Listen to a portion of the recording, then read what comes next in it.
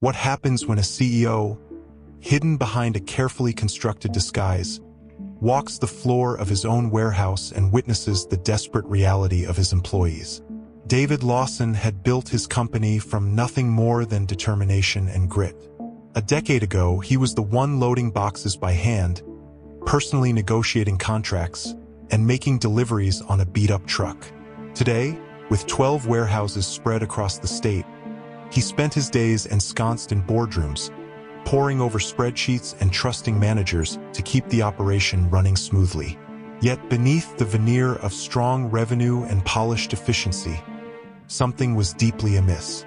For months now, customer complaints had been piling up like unsorted boxes. Delayed shipments, damaged goods, and increasingly rude service were all becoming the norm. Even more troubling were the whispers coming from the lower ranks. Reports that workers were not only overburdened, but that some had fallen so far into hardship that they were resorting to eating discarded food from the trash. Although his regional managers assured him that everything was fine, the discrepancies in efficiency and morale nagged at David relentlessly. He knew that to truly understand the state of his business, he had to see it for himself. Determined to uncover the truth, David decided to go undercover. He would join the ranks of his warehouse employees, working as a trainee so no one would suspect that the owner himself was behind the barcode scanner. He meticulously planned his transformation.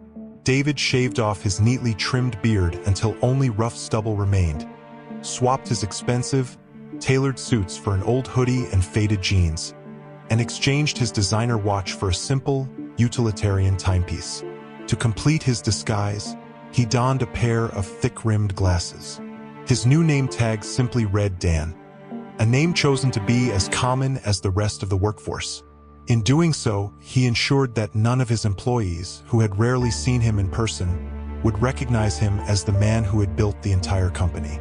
David chose to work at the warehouse farthest from headquarters, a sprawling facility in a remote part of the state where no one had ever met the real him.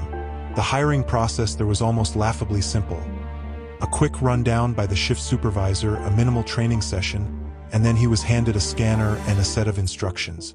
"Don't screw up," the supervisor grumbled before striding off, leaving David to join a team already in the thick of chaos. Stepping onto the warehouse floor, David was immediately struck by the disarray. Boxes were piled haphazardly in every available corner. Forklifts darted around with a reckless urgency, and the air buzzed with the sound of constant movement and stress.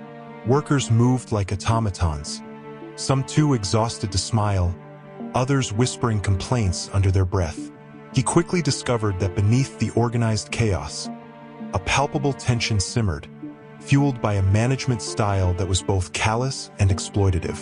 David's first task was to help sort inventory alongside a small team. It was during this assignment that he met Eric, a young man, perhaps in his early 20s, with tired eyes that betrayed his struggle. Eric's uniform hung loosely on his slender frame, as if it were 2 sizes too big, and though he worked twice as fast as everyone else, he moved with a constant air of weariness. Every time the shift supervisor passed by, Eric would flinch and steal anxious glances at the clock, as if he were counting down the seconds until he could finally get a break that never seemed to come. During the lunch hour, while most workers sat in a cramped break area enjoying packed meals or microwaved instant noodles, David noticed something that made his heart sink. Most employees munched quietly on their food, but Eric, who had no visible lunch, was hovering near the vending machine. Then, with furtive eyes glancing around to ensure no one was watching, Eric slowly approached a trash bin near the break area. With a hesitance that spoke volumes, he reached inside and pulled out half a sandwich, still wrapped in a crumpled piece of paper. He unwrapped it carefully, as if it were a priceless treasure, and took a small, deliberate bite. In that moment, David felt a wave of anguish. This wasn't a case of a worker being lazy or greedy. It was a cry of desperation. Unable to let the moment pass without intervening, David moved over to Eric, keeping his voice low so as not to draw unwanted attention. "Hey, you all right?" he asked gently. his tone far removed from the cold business language of a boardroom. Startled, Eric froze mid-bite, his eyes widening in panic. I wasn't stealing," he stammered. "It was already thrown away." His words trailed off into a whisper of defeat. David's stomach churned as he knelt beside him. "You don't have food?" he pressed quietly. Eric's gaze dropped, and after a long pause he muttered, "I get paid Friday. I've got to make it till then." The simplicity of the statement struck David like a blow. This was no isolated incident of carelessness. It was systemic desperation. Before David could say another word, a gruff voice boomed from across the floor. "Eric, get back to work. Break's over." The supervisor, a burly man named Carl with a permanent scowl, barked as he strode toward them. Eric, still clutching the remnants of his sandwich, stuffed the rest into his pocket and hurried away without another word. David watched him go, his mind racing with questions. How many more workers were suffering in silence? How had the management allowed such exploitation to fester under their watch? Determined to gather more evidence, David spent the next several hours working alongside his fellow employees. He moved from station to station, keeping his head down but his senses sharp. It quickly became evident that the warehouse was chronically understaffed. Orders piled up faster than they could be processed, and every available worker was stretched to their limits. Supervisors barked orders and waved through the aisles, but they offered little help to actually address the overwhelming workload. At one point, David witnessed a particularly revealing incident. A worker named Lewis accidentally dropped a box, sending its contents cascading across the concrete floor.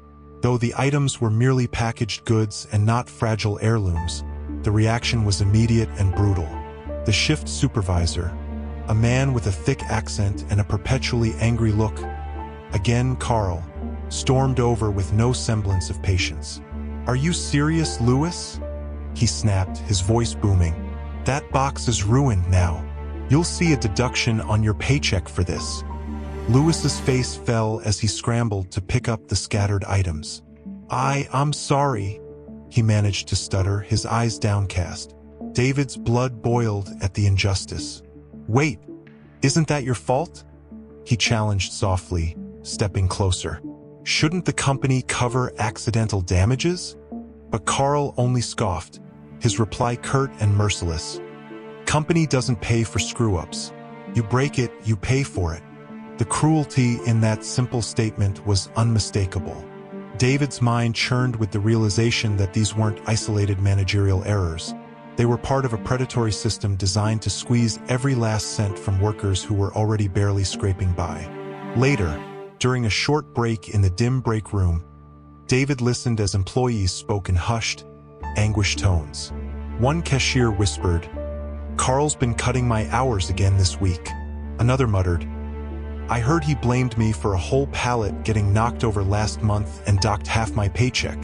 A collective sense of helplessness hung in the air, as if the workers had resigned themselves to their fate. Unable to suppress his growing anger, David resolved to gather undeniable evidence. After his shift ended, he lingered in the locker area, feigning the pretext of tying his boot laces. There, he overheard a conversation between Carl and another supervisor named Rick. Rick, with a sly smirk, was recounting how, after a recent incident, he had told corporate that there was too much overtime, only to have the payroll cut, leaving the workers with even less money. "They'll just have to work faster," Rick chuckled darkly, clearly reveling in the misery. The callousness of it all set David's jaw tight. That night, David's thoughts raced as he reviewed everything he had seen. His company, once built on the promise of hard work and fairness, had degenerated into a machine of exploitation. Workers were being starved of food, their hours manipulated, and their pay slashed as punishment for mistakes, however minor. It was clear to him that something had to be done, and he intended to act swiftly. The next morning, David arrived at the warehouse well before the shift started. Gone was the disguise of Dan or Eric. Today, he would appear as himself, the owner who had built this company. As he stepped through the loading dock entrance, the atmosphere shifted palpably. Workers paused in their routines. Some exchanged wide-eyed glances, while others hurriedly avoided eye contact. The oppressive weight of years of mistreatment was written on every face. David walked purposefully toward the small, cluttered office where the warehouse managers operated Carl and Rick's domain. He knocked once, then pushed the door open. Inside, the room was dimly lit, cluttered with papers and a clipboard that looked far too important for what it represented. Carl was seated at a battered desk, and Rick was busy reviewing shift schedules. They looked up as David entered, startled. "What do you want?" Rick demanded, his voice sharp with disbelief. David's eyes hardened. He removed his glasses deliberately and placed them on the desk. "I'm David Lawson," he said evenly, his tone leaving no room for confusion. "I own this company, and I've spent the last 2 days on the warehouse floor, watching how my employees are treated." For a long moment, silence reigned as the two men exchanged glances. Then, with a mix of defiance and feigned nonchalance, Rick tried to speak. "We're just doing what needs to be done here," he said, his tone defensive. But David cut him off before he could continue. "No, Rick, I have seen your behavior, your constant docking of pay for every minor mistake, your cruel remarks, your blatant disregard for basic human dignity. I heard you mocking an elderly customer and forcing my employees to suffer." His voice was calm yet charged with emotion. "This ends now." Carl, who had been silent until now, shifted uncomfortably. "Sir, you can't be serious," he muttered. David's expression remained unyielding as he continued. "I have logged everything. The records, the overheard conversations, even a worker's admission of being forced to subsist on discarded food. You have been running a predatory system in my warehouse, and I will not stand for it any longer." The tension in the room thickened. Rick's face drained of color, and Carl's hands trembled as he fumbled with the clipboard. You're fired," David stated firmly. "Both of you. I expect you to clear out your personal belongings immediately. I'm calling security if necessary." Before either could protest further, David reached for his phone and placed a quick call. Within minutes, security personnel arrived to escort the two men out of the office. As they were led away, Rick attempted to mutter something about keeping the warehouse running, but David's icy gaze silenced him. With the toxic management removed, David gathered the remaining workers in the break room.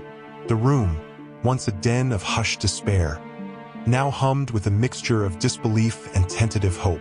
Standing before them, David spoke in a tone that was both compassionate and resolute. "I know many of you have been suffering in silence. I have spent too long trusting reports and ignoring what's happening on the floor. Today, I want you to know that change starts now."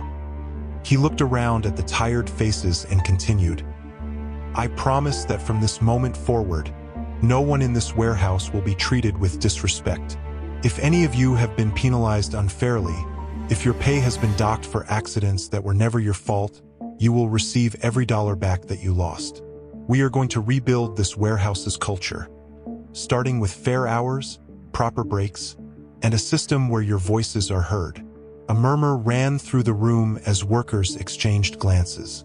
Then David turned his attention to Eric, the young man he had seen earlier. "Eric, I know you've been through a lot," he said gently. "I want you to know that you deserve better.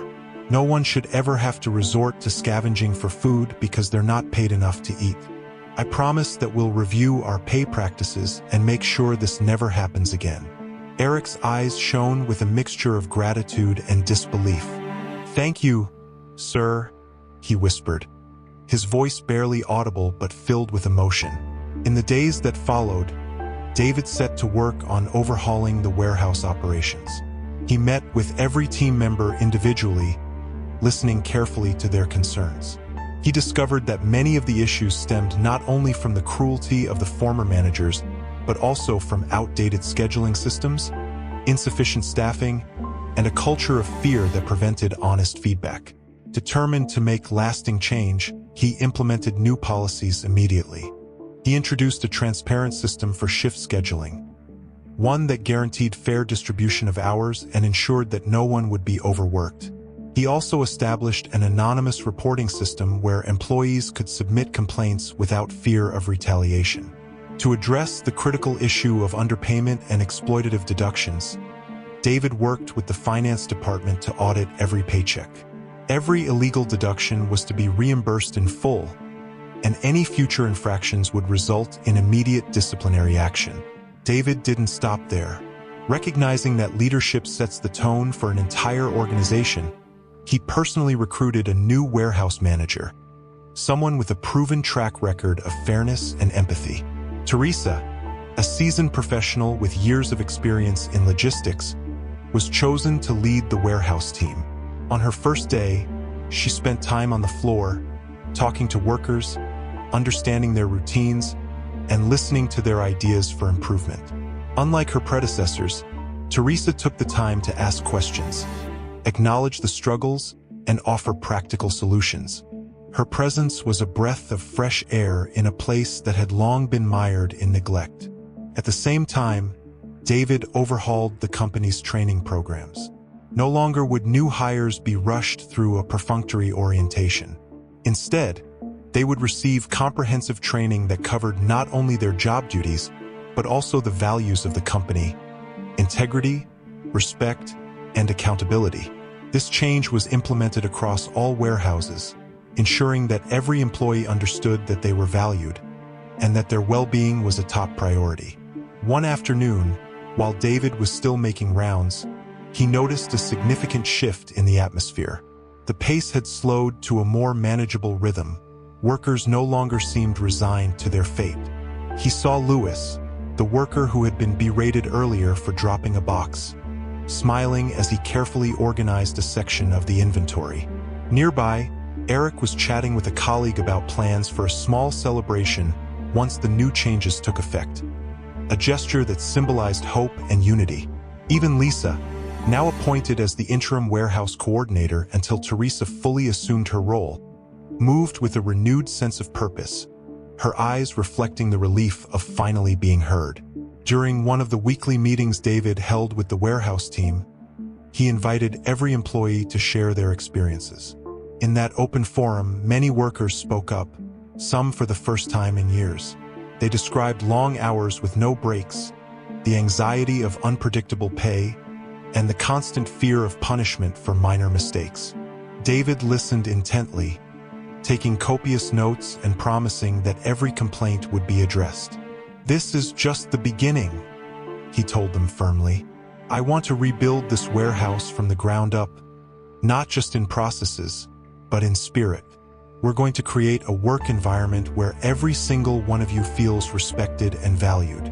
One evening, as the day drew to a close and the last of the shipments were loaded, David found himself standing by the loading dock. The fading sunlight cast long shadows across the concrete floor, and for a moment, he allowed himself to reflect on everything he had witnessed. He remembered the haunted look in Eric's eyes, the quiet despair in Lewis's voice, and the tired resignation of so many others. In that moment, the weight of responsibility pressed down on him, not just as a CEO, but as the very man who had once built this company with his own two hands. "I won't let this continue," he whispered to himself. "I owe it to every single worker here to make things right." The transformation did not come without challenges. There were days when skeptical whispers filled the break room, when some employees questioned whether promises made by a CEO could truly alter a culture that had been in place for years. But gradually, as the weeks turned into months, the changes began to show tangible results. Productivity improved, not because employees were forced to work harder under threat, but because they were finally given the dignity and support they deserved. Customer complaints dropped, and the efficiency of the warehouses started to climb back to, and even exceed, previous levels. Local media eventually caught wind of the dramatic turnaround. Headlines emerged such as, "CEO goes undercover," "Uncovers warehouse exploitation," and "From desperation to dignity, the rebirth of a grocery empire." Customers began to return in larger numbers, not just for the quality of the products, but for the renewed sense of community and respect that now defined the stores. Testimonials poured in from loyal patrons who had long felt that something was missing, praising the new transparent pricing and the friendly, supportive service. One particularly memorable day, as David was finishing his shift at the warehouse, a young worker named Eric approached him once more. His face, which had once been etched with hunger and despair, now held a spark of optimism. "Mr. Lawson," Eric began hesitantly, I just wanted to say thank you. I never thought anyone would notice how hard we're all struggling down here. It means a lot to know that someone cares." David placed a reassuring hand on Eric's shoulder. "I'm not here to just observe. I'm here to make sure that you all get what you deserve," he replied, his voice soft yet resolute. "No one should ever have to resort to eating out of the trash, and I promise you we're going to change that." That evening, as the sun set over the warehouse complex, David gathered the team for a final meeting in the break room. The atmosphere was lighter, the tension eased by the hope of a new beginning. "I know you've all endured far too much," he said, looking each person in the eye. "Today, we start a new chapter.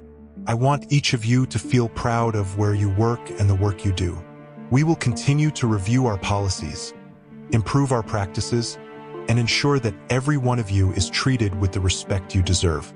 I'm making it my mission that no one ever has to suffer in silence again." A murmur of approval spread through the room. Slowly, one by one, employees began to speak up about their ideas for improvement. Suggestions for better safety measures, fairer scheduling, and even the creation of a small welfare fund to help those in urgent need. David listened with keen interest, jotting down every suggestion. It became clear that the people doing the work on the floor were not only aware of the problems but also had the best ideas on how to fix them. In the weeks that followed, the changes became undeniable. New management policies were implemented across all of David's warehouses. Each location was required to maintain detailed, transparent records of work hours and pay deductions, and employees were encouraged to report any irregularities without fear of retribution. David himself began to spend at least one day per week working undercover, not to catch anyone in wrongdoing, but to ensure that the improvements were real and lasting. Back at headquarters, the board of directors was forced to confront the reality of what had been allowed to happen. During a tense meeting, one of the board members, Mark, asked, "How did we let this happen? Our reports never flagged these issues." David's response was measured but firm. "Numbers and reports only tell half the story. I was too removed from the day-to-day operations, relying on second-hand information instead of witnessing what was really happening on the floor. That mistake is behind all of this, and it will not happen again." As time went on, the cultural shift within the company became a point of pride. Employees who had once been cowed into silence began to speak up, and many of them even received promotions for their ideas and hard work. Eric, whose plight had sparked David's initial intervention, was eventually offered a position in logistics, a role that recognized his determination and innate problem-solving skills. Lisa, whose quiet resilience had been a beacon amid the chaos, was permanently appointed as the warehouse coordinator, with new responsibilities and the authority to implement positive change. The transformation of the warehouse, and by extension the entire company, became a model for ethical business practices in the industry.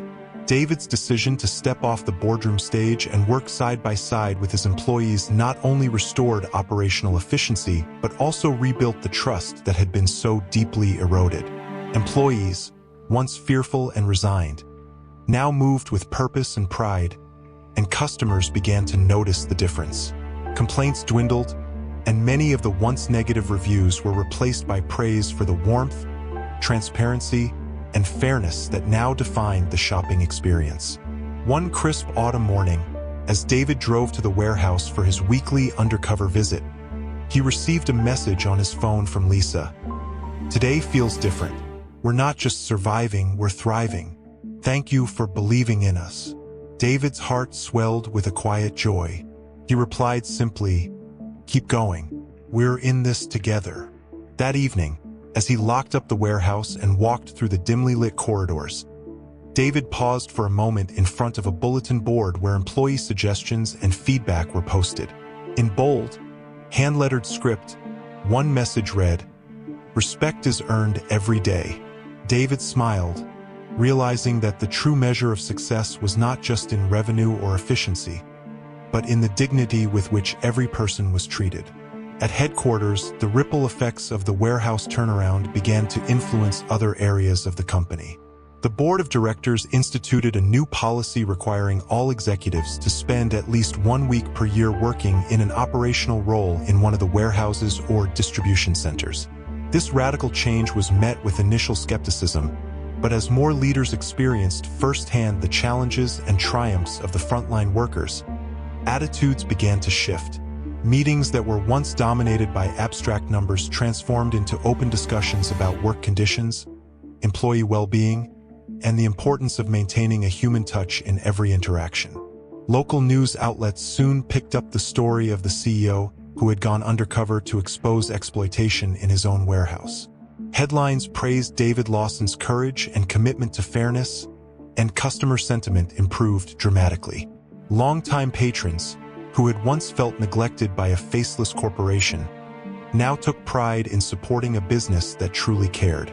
The story of the warehouse's transformation became a touchstone for the community, a reminder that even in the most industrial settings, compassion and integrity could prevail. In one particularly memorable interview, a reporter asked David, "What prompted you to step off the stage and into the fray?" David's response was unadorned and heartfelt. "I realized that numbers and reports can only tell you so much. The real truth lies in the everyday struggles of the people who keep our business running. I couldn't stand by any longer knowing that we were failing those who depend on us every day. I had to act, not just for the sake of profits, but for the sake of human dignity."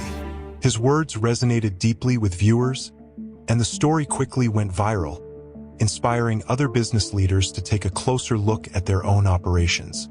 As the months turned into a year, the transformation at David's company was undeniable. The once chaotic warehouse had become a model of efficiency and respect. Every employee's contribution was recognized, and a sense of community had replaced the old culture of fear and exploitation. David often visited the warehouses unannounced, chatting with workers, listening to their concerns, and even occasionally joining them for a lunch break. These visits not only helped him stay connected to the heart of his business, but also served as a constant reminder of the importance of empathy in leadership. One afternoon, as David sat with Eric and a few other workers during a rare extended break, Eric spoke up.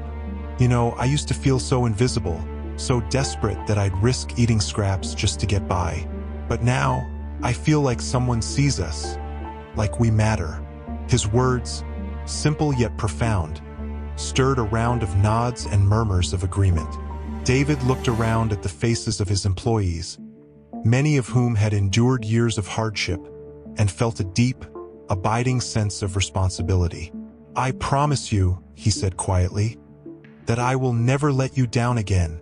Your hard work, your dignity, this is the foundation of our success.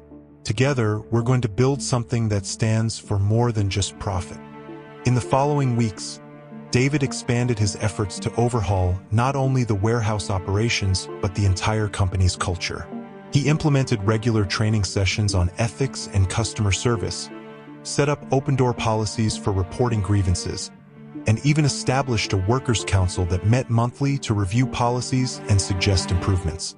The changes were met with cautious optimism at first, but as the results began to show, fewer complaints, higher morale, and increased efficiency, the skepticism faded. At a celebratory company-wide meeting held in a modest but bright conference room at headquarters, David addressed his employees and managers. "Today, I want to thank every single one of you for your hard work and your courage to speak up," he said, his voice resonating with emotion. "We have learned that the true measure of success is not in the numbers on a spreadsheet, but in the respect and dignity we show one another every day." Our journey has only just begun. But I promise you, together we will continue to build a company that we can all be proud of. The applause that followed was sincere and thunderous, a resounding affirmation that the tide had turned. By the end of that year, the transformation was complete. The warehouses operated smoothly, and the once toxic culture had been replaced by one of mutual respect and collaboration. David's decision to go undercover had not only exposed the corruption and exploitation that had festered in the shadows, but had also set in motion a wave of change that restored the very soul of his company. As he looked out over the gleaming warehouses during one final unannounced visit, David knew that while challenges still lay ahead, he had finally reclaimed what was always meant to be: an organization built on the principles of integrity, respect, and compassion. Thank you for watching this story unfold. If you found this narrative as compelling and transformative as it is inspiring, please like, share, and subscribe for more tales of courage, accountability, and the power of real leadership. Turn on the notification bell to join us as we continue to explore how doing the right thing, one honest action at a time, can rebuild even the most broken systems.